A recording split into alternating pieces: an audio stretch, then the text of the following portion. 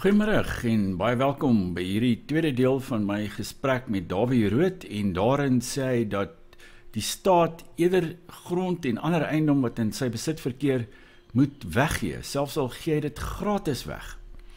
Baie interessante deel hierdie, maar voordat ons daarby kom, moenie vergeet van Hart van Duisternis nie, ons boek wat jy kan koop, kyk na die skakel hieronder, waar jy bietjie meer daaroor kan lees en besluit of jy daarin belangstel. En dan, sonder verdere omhaal, kom ons gaan oor na die tweede gedeelte van die gesprek met Dawie Rood. Maar as mens nou kyk na die oppositiepartye, ek het toevallig ook nou die dag gekyk op die DA se webblad, en hulle wil ook grondhervorming hê. Hulle dink nie, hulle gaan dit beter kan doen. Hulle gaan dit beter bestuur, maar is dit die staat se rol hoegenaamd om by die bestuur van plase betrokke te raak? Jy weet, om nou, jy weet, te poog om nou gemeenskappe daar te vestig en hulle op te lei as boere en sulke projekte te hê wat enorm baie geld kos en op die ou einde eintlik seker baie min bydra tot die ekonomie. Ja, wel, ek is sekerlik ons het grondhervorming in Suid-Afrika nodig. Wat ons nodig het om te doen, ons moet die verskillende vlakke van die regering, nou onthou die regering gaan van heel onder, van plaaslike owerhede tot die nasionale departemente, dit alles is die regering en die staatsbeheerde instelling. So die regering is eintlik 'n baie groot, jy kan die regering baie wyd definieer en die regering besit baie grond vandag. En ek is sekerlik as ek ten gunste van grondhervorming, al daai grond waaroor die staat beheer het, moet so gou as moontlik selfs weggegee word aan mense. Gee dit weg, gee dit aan mense, laat hulle die eienaars daarvan word. Selfs hierdie sogenaamde RDP-huise wat mense kry. Jy kry 'n huis, maar jy mag dit nie verkoop nie, en as dit mos nie jou huis nie, dit moet jou eiendom weer. Jy moet, soos hulle sê, kaart en transport kry. Jy moet die akte van eienaarskap moet jy oor daardie eiendom kry, sodat jy dit kan verkoop en maak daarmee net wat jy wil. En los dit dan vir die mark. En is wat die mark dan sal doen, is die mark gaan al meer en meer om as ons al die grond vir almal gee in die land, dan gaan die mark begin om daai grond op te koop en dit gaan uiteindelik onder beheer kom van groot koöperatiewe besighede, landboubesighede. En ons gaan iets suksesvol met daardie grond kan maak en 'n moderne bedrywe daar kan vestig en 'n klomp mense in diens neem en 'n klomp rykdom skep in die land en ekonomiese groei tot gevolg en dies meer. So die belangrikste grondhervorming wat moet plaasvind in Suid-Afrika is alles wat onder beheer is van die staat moet vir die privaat sektor selfs gegee word. En as dit gaan oor ras, gee dit net vir swart mense as jy wil. Maar hulle moet dan die eienaarskap daarvan word en moet hulle daarna, moet jy hulle nie verhoed om my grond te verkoop aan wie hulle ook al wil nie. Dis miskien die grondhervorming wat ons nodig het. Maar gaan vat nou jou suksesvolle plase weg, van daai koöperatiewe besighede, maar dis nie meer boere nie, soos ek genoem het, dis koöperatiewe besighede wat vandag daardie groot stukke grond bestuur, gaan vat dit nou weg van daai koöperatiewe besighede af, en gee dit nou vir iemand wat dit nou nie kan bestuur nie, dan gaan daardie besigheid tot niet gaan. Dit is die realiteit. Maak baie meer sin. Gee die onproduktiewe grond wat deur die staat beset word, want dis wat die staat doen dit, die staat beset dit, gee dit vir die privaat sektor en los dit daarna. En die privaat sektor gaan daarvan 'n sukses maak. So nee, dit is die enigste grondhervorming wat ek kan glo. Vir die res, as jy om 'n of ander rede nou moet grond onteien, byvoorbeeld as daar 'n pad moet wees, of wat die geval al mag wees, dan is daar meer as genoeg van die gemeenereg reëls wat 'n mens van toepassing kan toepas om grond te onteien of eiendom te onteien ten einde 'n pad te bou of 'n spoorlyn te bou of wat die geval ook al mag wees. Maar behalwe vir dit is daar geen reg wat die staat het om enige iemand se eiendom te steel nie. En dis wat die onteiningswet eintlik toelaat vir die politici om te doen. En dit is om mense se goed te steel. Hierdie woord onteien is maar net 'n mooi woord. Die regte woord waar dit eintlik behoort te wees is diefstal. Maar dit is wat die staat doen as hy mense se goed vat. Hy steel mense se goed. Die staat se primêre rol is reeds om my en my goed te beskerm. En as die staat sy primêre rol versaak deur my goed te steel, dan het ek nie meer nodig om belasting aan hierdie staat te betaal nie. Maar dis die sosiale pakt op jou het. Ek betaal belasting en die staat beskerm my en my goed. En as die staat dit nie meer doen nie en hy dreig om my goed te steel, dan het ek ook nie meer nodig om verder aan die staat belasting te betaal nie. Dink jy ons gaan ook by so 'n punt uitkom dat ons nie meer belasting vir die staat wil betaal nie, want hy besteel ons net die hele tyd en hy is besig met sy sosialisme wat hy op ons afdwing? Of dink jy ons het nog nie daardie grens? Dan ek wil dit net duidelik maak. Laat ek dit net duidelik maak, ek is in wat ek nou hier sê, moedig ek nie mense aan om belasting te ontduik nie hoor. Dit is nie wat ek nou doen nie. Maar weet jy, daar is al reeds 'n baie groot weerstand teen die belastings wat ons betaal in Suid-Afrika en weerstand teen die belasting. En daar is al 'n belastingboikot of 2 in Suid-Afrika gewees en nog steeds aan die gang. Die toppaaie is 'n uitstekende voorbeeld. Dis niks anders dan 'n belastingboikot nie. En ek kan vir jou sê, ek kyk na mense se geld, dis my werk. Mense stap in my kantoor in, hulle sê vir my 2 goeders. Die een ding wat hulle vir my sê, is ek wil my geld die land uitvat, en die tweede ding is, ek wil nie belasting betaal nie. Dis die 2 goed wat mense sê. Ek was in ander lande, ek was in Nieu-Seeland, byvoorbeeld gewees, nou praat ek oor mense oor belastings byvoorbeeld. En die Amerikaners is ook so. Vir hulle is dit op 'n manier, is hulle trots om belasting betaal, en hulle wil belasting betaal, want hulle weet, hulle belastinggeld word goed aangewend. In Suid-Afrika word dit vermors, nie alles nie, maar groot mate word dit vermors. Nie net dit nie, ons belastingstelsel in Suid-Afrika is heeltemal skeef. Ons belastingstelsel in Suid-Afrika moet eintlik heeltemal hersien word. Maar ja, jy vra nou of daar 'n belastingboikot op pad is. Ons het eintlik alreeds 'n paar belastingboikotte in Suid-Afrika gehad. Die eerste belastingboikot, net so terloops, was 'n kopbelasting in die destydse Natal gewees, waar daar 'n belasting gehef was deur Brittanje per kop. Elke persoon moes 'n sekere bedrag geld betaal het per kop, en dit was deur die Zulus gelei, net so terloops. Dat die Zulus het gesê, maar hulle weier om aan hierdie vreemde moondheid belasting te betaal, en hulle het nou opgehou geweier om dit te betaal, en dit het gelei tot allerlei konflikte. So dit was die eerste belastingboikot in Suid-Afrika. Maar vandag, nog steeds vandag, het ons 'n weerstand in die belastingbetaler oor die belastings wat aan die staat betaal moet word, wat heeltemal te veel is, en die staat vermors hierdie geld. So gaan ons op 'n punt kom waar mense nie hulle belasting gaan betaal nie. Wel, soos ek sê, dit het alreeds aan die gebeur. Om die waarheid te sê, hier is 'n interessante syfer. Ek kan nou nie presies die syfers onthou nie, maar dit kom op die volgende neer. Daar is in Suid-Afrika so wat, kom ek gee net 'n paar syfers vir jou. Daar is so wat 0,5 miljoen individue wat omtrent 50% van al die persoonlike inkomstebelasting betaal. Daar is ongeveer 1000 maatskappye wat meer as 70% van alle maatskappybelasting betaal. Dit is ongelooflik. Ja, nou die interessante punt is hierso, daar is ongeveer 10 individue in Suid-Afrika. 10 individue in Suid-Afrika wat die groot maatskappye se finansiële direkteure is, wat dan ook die meeste BTW invorder. So hulle betaal die meeste maatskappybelasting. Hulle is verantwoordelik. Kom ek stel dit anders. 'n Finansiële direkteur in 'n baie groot maatskappy in Suid-Afrika.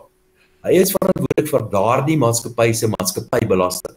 Hy is ook verantwoordelik om die BTW wat daardie maatskappy hef op sy kliënte oor te betaal aan die minister van Finansies. Hy is ook verantwoordelik, daardie finansiële direkteur, om die belasting van sy direkteure, persoonlike inkomstebelasting van sy direkteure, ook af te trek van hulle salarisse en oor te betaal aan die minister van Finansies. En as dit 'n finansiële maatskappy is, soos by die groot banke, byvoorbeeld, dan hulle in baie gevalle het hulle instellings soos byvoorbeeld aandelemakelaars, waar kapitaalwins byvoorbeeld gemaak word, en 'n klomp ander belastings ook. So die punt wat ek wil maak, 'n finansiële direkteur in die groot maatskappye in Suid-Afrika, hulle betaal nie net aan die minister van Finansies die maatskappybelasting nie, maar hulle is ook verantwoordelik vir persoonlike inkomstebelasting en vir BTW en 'n horde ander maatskappybelastings wat hulle aan die minister van Finansies oorbetaal. En daar's waarskynlik in die omgewing van 10 individue in Suid-Afrika wat seker in die omgewing, ek sou skat 30-40% van die totale belasting wat die minister van Finansies ontvang, waarvoor daardie 10 individue voor verantwoordelik is. En as daai 10 individue die dag besluit om nie meer belasting aan die minister van Finansies te betaal nie, dan moet jy weet, kom die staat tot 'n einde, want dan word sy finansiële die vloei van geld heeltemal afgesny na die staat toe. So moenie dink jy het 'n baie breë front van 'n belastingweerstand nodig voordat die staat finansiëel ernstig finansiële skade gaan ly nie. Dis eintlik maar net 'n paar individue wat die heel grootste gedeelte van die staat se inkomste oorbetaal aan die minister van Finansies namens 'n hele klomp ander mense. Maar in watter mate was daar nie ook al kaderontplooiing in die privaat sektor, sodat die ANC ook eintlik 'n greep het op al hierdie privaat instellings wat van belasting kyk in nie. Nee, kyk in die geval van banke byvoorbeeld, is daar baie streng beheer oor banke. En as die banke ophou om belasting betaal, dan moet jy weet gaan hulle ernstig probleme kry. En al wat jy nodig het, jy het net nodig om een finansiële direkteur in die tronk te sit en skrik die ander van hulle. So ek weet nie keer, dit is nie iets wat ek hoegenaamd aanmoedig nie. Maar ek wil net vir jou sê dat en moenie dink dat as jy senior posisie in 'n groot besigheid vandag in sit nie, dat jy noodwendig wil belasting betaal nie, selfs al as jy 'n groot ANC ondersteuner. Daardie senior besigheidsmense weet almal hoe die staat wanbestuur word. Hulle is almal bewus daarvan. Ek praat met baie van die mense. So selfs 'n persoon wat 'n kader is van die ANC en 'n groot bank byvoorbeeld sou bestuur, en ek ken nie een van hulle nie, net so terloops, selfs hulle weet dat die staat se finansies wanbestuur word. En in elk geval, jy gaan nie 'n suksesvolle bestuurende direkteur van 'n groot maatskappy vir lank kan bly as jy nie sekere talente in elk geval het. So nee, ek dink nie daar gaan ek dink dit is onverantwoordelik ook byvoorbeeld om hoegenaamd mense aan te moedig om nie belastings te betaal nie. Maar die dag as jy dit wel reg kry om 'n belastingboikot te vestig in die land, dan gaan jy dit baie moeilik weer omgekeer kry. So wat ons nodig het om te doen is dat ons uiteindelik maar net nodig om te doen wat ons veronderstel is om te doen, en om die regte politieke partye te stem, om ontslae te raak van die ANC, want dis ons grootste probleem, die ANC. En as ons uiteindelik van die ANC ontslae geraak het, stem dan vir 'n politieke party wat baie meer verantwoordelik die staat se finansies bestuur en die staat baie meer effektief bestuur. Die ANC sekerlik het nou self al bewys oor en oor dat hulle dit nie kan doen nie. Maar met die staat nie, ek dink jy het ook al dikwels gesê dat die staat moet baie kleiner gemaak word, want op die oomblik is die staat 'n ontsettende las op die res van die samelewing. Eintlik, wat bedoel mens met klein of groot? Daar's 'n paar plekke in die staat wat sekerlik baie kleiner gemaak word. Die kabinet is 'n goeie voorbeeld. Die kabinet daar kan minder as 10 departemente wees. Jy het nie nodig met hierdie hordes adjunkt ministers twak nie. So ons kan 'n dramaties kleiner kabinet hê, daar's geen twyfel daaroor nie. Maar vir die res, die probleem is eintlik nie noodwendig die aantal staatsamptenare nie, maar wat hulle betaal word en natuurlik wat hulle doen, hulle effektiwiteit of hulle produktiwiteit. So ons het 'n staatsdiens wat nie noodwendig te groot is nie, maar hy word hopeloos te veel betaal en veral wat ons kry. So die inset is hopeloos te hoog en die uitset is hopeloos te laag wanneer dit kom by die staatsdiens. So dit is die hervorming wat ons nodig het. Ons het die staatsdiens moet geprofessionaliseer word en die mense moet baie meer produktief wees. En ongelukkig is dit so dat baie mense word aangestel weens hulle politieke loyaliteit en nie hulle talente of hulle effektiwiteit wanneer dit kom by spesifieke beroepe wat hulle dan nou veronderstel is om te vul. Maar ja, so die staat is vir wat ons spandeer op die staat moet ons baie beter meer uitkry. So ons moet miskien in 'n ideale wêreld gaan ons miskien selfs meer staatsamptenare hê wat minder betaal word en beter werk lewer. Dis eintlik wat 'n mens nodig het. Om terug te keer tot die landbou, dink jy daar was wêreldwyd 'n soort vanuit die rigting van die politici en so meer, is daar 'n antipatie teenoor landbou? Want ons het nou gesien in Europa, jy weet in lande soos Nederland en so meer, hulle wil eintlik hê mense moet ophou boer, want hulle sê dis sleg vir die omgewing. Jy moenie meer boer nie, want dit is sleg vir die omgewing. Jy weet, daar's al hierdie soort ideologiese kwessies hier. By ons is dit nou 'n soort van 100 jaar oue sosialisme, maar in Europa is dit hierdie soort groen sosialisme en hierdie groen ideologie wat veroorsaak dat die staat eintlik boerdery wil kortwiek en landbou wil kortwiek. Ja, dit is sekerlik so, en ek moet vir sê, ek is so 'n bietjie, ek byt moeilik aan al hierdie omgewingsgoed wat baie keer in ons skele afgedruk word. Maar die geval in Europa sekerlik ook is dat die Europese boere is oor die algemeen relatief klein, en daar's baie groot subsidies, direk en indirek, wat landbou in Europa beskerm. So eintlik wat behoort te gebeur is dat daar moet minder landbou in Europa wees, en hulle moet meer konsentreer op goed waarop hulle beter is, en die plase moet in Europa baie groter gemaak word, om werklik die ekonomie van skaal te kry. Maar as gevolg van hulle politieke strukture, en ek reken in sosiale strukture ook, is die plase relatief klein in Europa, en hulle word hoogs gesubsidieer. Ja, dit is sekerlik nodig om verander te word in Europa. Ek dink die landbou in Europa is nog nie behoorlik gekorporatiseer nie. In Suid-Afrika is dit 'n ander saak. Nog nie heeltemal nie, maar in Suid-Afrika gaan praat met boere en hulle gaan vir jou vertel, dis baie moeilik om 'n lewe te maak op 'n relatief klein stukkie grond. En as die klein boere tot net gaan, word hulle oorgekoop deur groot boere. En die groot boere word net al groter en groter. En dit is natuurlik wat veronderstel is om te gebeur, want jy kan die ekonomie van skaal kan jy soveel beter benut as jy 'n baie groter besigheid bedryf. En dit beteken nie noodwendig jou grond moet groter wees nie. Jou besigheid moet groter wees. Maar tipies sou 'n groot besigheid beteken dat jy groter stukke grond ook dan nou nodig het as deel van die hele mengsel van wat jy alles nodig het om 'n groot landbou besigheid te bedryf. Maar Europa, nog 'n interessante ding vir my nogal in Europa is wat besig is om te gebeur, en ek dink dit is maar net 'n kwessie van tyd, dan gaan dit nog verder uitbrei in Europa, is dat groter en groter gedeeltes van Europa word afgestaan aan natuurbewaringsgebiede. En dit is nog 'n interessante ding, is dat soos lande ryker en ryker word, gebruik hulle bestaande hulpbronne al beter en meer effektief, en word die natuur al meer en meer bewaar. Terwyl arm lande is eintlik die lande wat hulle hulpbronne baie swakker aanwend, en arm lande is eintlik daardie lande waar natuurbewaring baie minder toegepas word as in ryker lande. Rykdom is die antwoord omtrent op elke denkbare probleem wat die mensdom het. Ja, wat vir my, ek was op 'n stadium se 2 maande daar gestrand in Frankryk en toe het ek 'n klomp Franse dokumentêre op die televisie en goed gekyk, en daar was ook een nuusuitsending waar hulle gepraat oor landbou in Nederland, en die Franse nuusleseres was uiters geskok oor die landboupraktyke in Nederland, want in Nederland is daar soveel van hierdie tonnels, jy weet, waarin mense boer, en jy weet, kunsmatige boerdery, noem dit maar so, dat dit blykbaar uit die ruimte sigbaar is. En Nederland is 'n land wat, jy kyk, Nederland is so groot as die Kruger Wildtuin. Ja. Maar ek dink wat waarde betref, voer Nederland meer landbouprodukte uit as Amerika. Ja.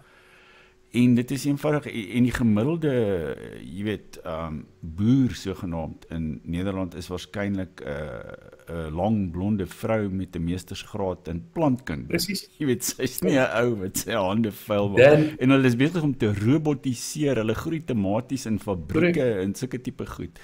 Jy weet, dit was my baie interessant, die hele ding. En daar het jy al minder en minder grond nodig om dit te doen. Nie meer grond, jy het minder grond nodig om meer te produseer. Ek was 'n lid gewees van die World Farmers Organization, en ek het 'n boer ontmoet wat in Milan bly, en hy boer in Italië, en hy boer buitekant Milan, en hy gaan nie eers na sy plaas toe nie, of hy gaan baie min na sy plaas toe. Hy is nie eers daar nie, want alles word outomaties gedoen, afstandbeheer. Selfs sy trekkers, laat weet die elektriesien wanneer dit nodig is om die olie te kom vervang waar die geval ook al mag wees. Dit word outomaties gedoen.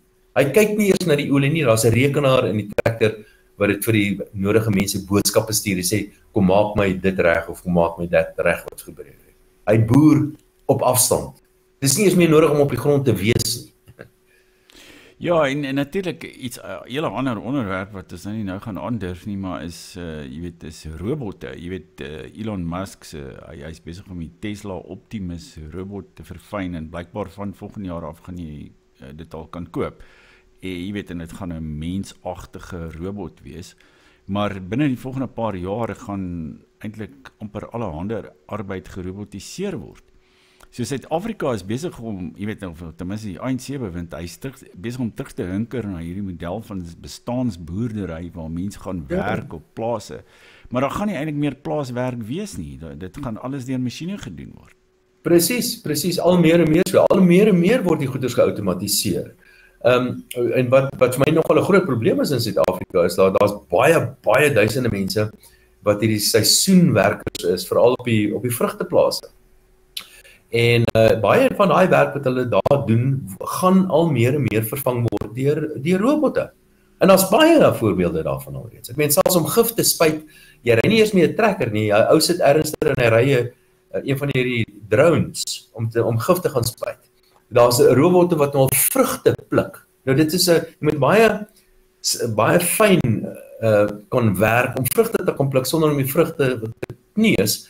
En robotte kan dit doen en robotte kan dit baie vinniger doen en baie meer effektief doen. En al daardie duisende mense wat die seisoenswerkers is in landbou, hulle gaan nie meer werk in die toekoms nie.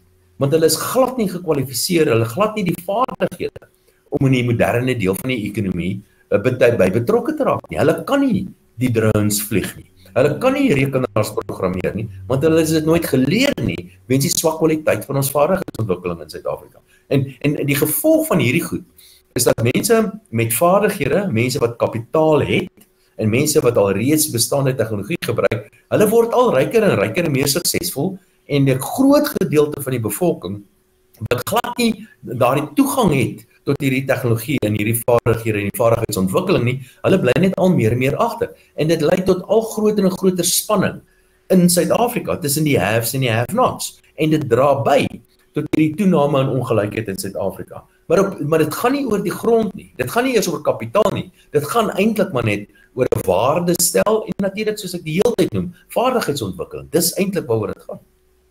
So wat jy ook eintlik dan sê is dat selfs al word daar groot stukke grond uitgedeel, as mense dit nie produktief gaan aanwend met die nodige vaardighede, jy gaan dit niks doen aan die Gini-koëffisiënt in Suid-Afrika nie.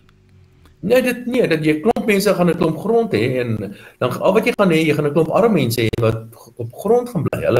Hulle gaan bestaansboere word. Hulle gaan 'n paar beeste aanhou en hulle gaan nie ryk word uit as jy dit nie iets daarmee kan doen nie. Ek dink ek en jy het al gepraat oor die sogenaamde swaalkies. Dit is buitelanders wat in Suid-Afrika toe kom en dan werk hulle deur die internet hierso. En dan dit is lekker in Suid-Afrika, die weer is pragtig en die vleis is lekker en ons het lekker wyn en sulke goeders is lekker om in Suid-Afrika ook goedkoop. Die eiendom is goedkoop, is lekker om in Suid-Afrika te kom bly, maar hulle werk, want dis die aard van 'n moderne ekonomie, jy werk deur die internet, soos wat ek en jy nou besig is met mekaar te gesels. Kan ons regering dit nie insien nie? Dat die goed waarmee hulle besig is, het nie eers te doen met 'n moderne ekonomie nie. 'n Moderne ekonomie groei op 'n ander plek. Daardie swaalkies wat na Suid-Afrika toe kom om hier te kom bly en hier te kom werk, as jy hulle kwaad maak, dan gaan bly hulle in Taiwan, of hulle gaan bly daar's Vietnam, is baie vriendelik, en is 'n lekker plek om daar te gaan bly, is ook warm, ek dink nie hulle het goeie vleis soos ons nie, maar gaan bly in Vietnam, jy kan enige plek gaan bly. Die ryk mense vandag, of vaardige mense vandag, kan enige plek op aarde gaan bly, want dis die aard van 'n moderne ekonomie, dis 'n dienste-gedrewe ding, en dit het niks te doen met grond nie. Ja, ek het byvoorbeeld al gelees dat, jy weet, in Nederland is natuurlik ook 'n land waar die eiendom verskriklik duur is. En jy weet, oor die algemeen is die lewenskoste hoog. Maar daar's nou al soveel Nederlanders wat in Portugal bly. Dat jy weet, daar's dele in Portugal en sekere klein dorpies en so waar hulle nou al die spyskaarte in Nederlands het en nie meer in Portugees nie. Maar daar's net soveel Nederlanders wat daar woon. Jy weet, daar's 'n hele bedryf van Nederlanders wat hulle self in Portugal vestig. Dus jy weet, al die ryk lande, suksesvolle lande, hulle voer eintlik ook hulle mense uit wat nou in ander wêrelddele gaan woon. En ek dink Suid-Afrika, soos jy reg sê, trek ook sulke mense aan, want ons het 'n aantreklike omgewing, veral in die Kaap seker, waar daar duisende mense is wat nie nodig het om in Suid-Afrika te werk nie. Hy werk aanlyn en wat ook al. En hy geniet net ons kos en ons klimaat en goedkoop eiendom. Ons moet dit nog vriendeliker maak vir daai mense om na Suid-Afrika toe te kom. Hulle moet hier na toe kom en dit is net tot voordeel van ons. En ons moet ons eie mense voorberei om uiteindelik ook swaalkies in hulle eie reg te word. Om na plekke te gaan werk waar hulle wil. En waarde toe te voeg in daardie deel van die ekonomie waar die groei plaasvind. Nou maar wat ons nou doen, ons het hierdie totaal misplaaste romantiese idee van klein plasies, bestaansboere. Dis 'n primitiewe ekonomie wat bestaan uit bestaansboere uit. 'n Moderne ekonomie bestaan uit dienste uit. Maar lyk by die ANC weet dit nie. Ja, wel, op daardie noot, soos gewoonlik tyd ons op die ANC as die groot monster in die land wat vir al ons probleme verantwoordelik is. Baie dankie Dawie vir jou gesprek. En ek hoop ons kan binnekort weer so iets voer en dink maar 'n bietjie aan daai robot idee, want ek dink dit is iets wat binnekort gaan gebeur en dit gaan ongelooflike implikasies hê. Dan ek het 2 grassnyers hier buitekant wat robotgrassnyers is. Hulle sny die gras en hulle gaan laai hulle self. Ek het nie meer 'n grassnyer nie. Ek het 2 robotgrassnyers wat alles self doen. Hier in die huis het ek 2 stofsuiers wat selfs rondloop en wakker word en hulle self gaan laai en die matte was en hulle kan agterkom as hy oor 'n tee loop en dan was hy of hy oor 'n mat loop en dan stofsuig. Ja, ek het al klaar van 'n robotte en ek hou van gadgets. Nee, goed. Goed, dankie Davie. En as jy nog Dankie, Dan. hier geluister het, moenie vergeet om op die kanaal in te teken nie en volgende keer maak ons weer so.